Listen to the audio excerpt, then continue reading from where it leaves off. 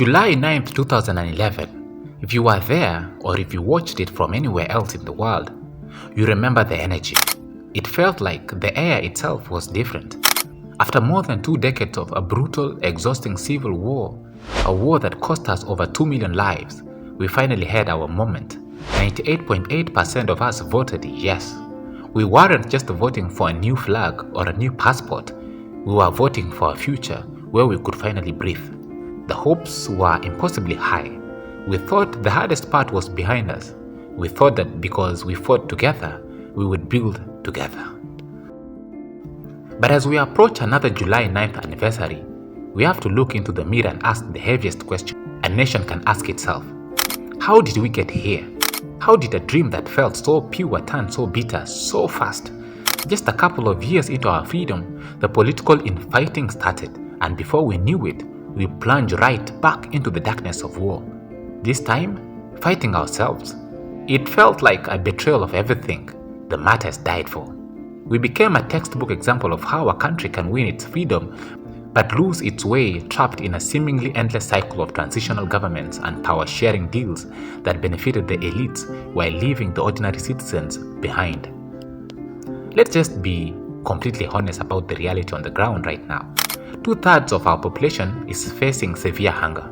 The money we make from oil doesn't build our roads or fund our hospitals. It vanishes into the black hole of systemic corruption.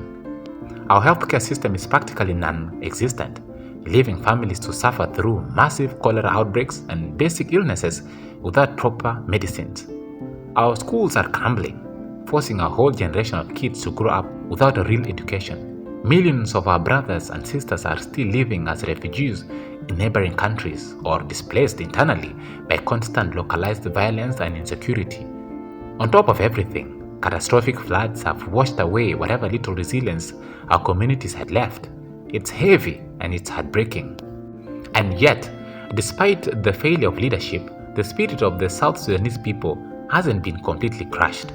There are pieces of light if you look for them. Our youth are no longer just waiting for permission to change things. We are seeing young innovators, artists, and entrepreneurs building businesses out of nothing.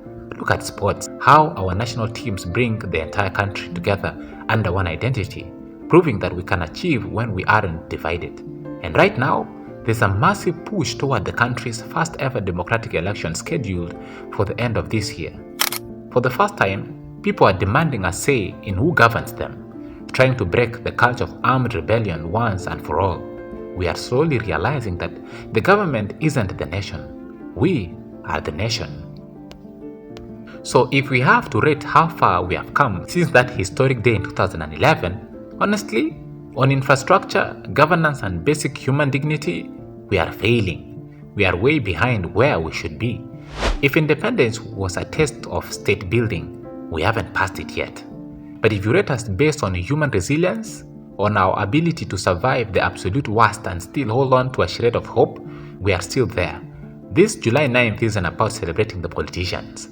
It's about honoring the resilience of the ordinary South Sudanese person who wakes up every single day and chooses to keep going.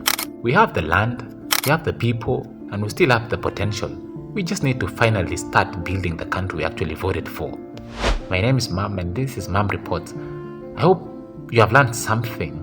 Happy Independence Day to all South Sudanese. And if you loved this video, please like and also subscribe to the channel for more South Sudanese videos like this. Thank you so much and I'll see you in the next one. Bye bye.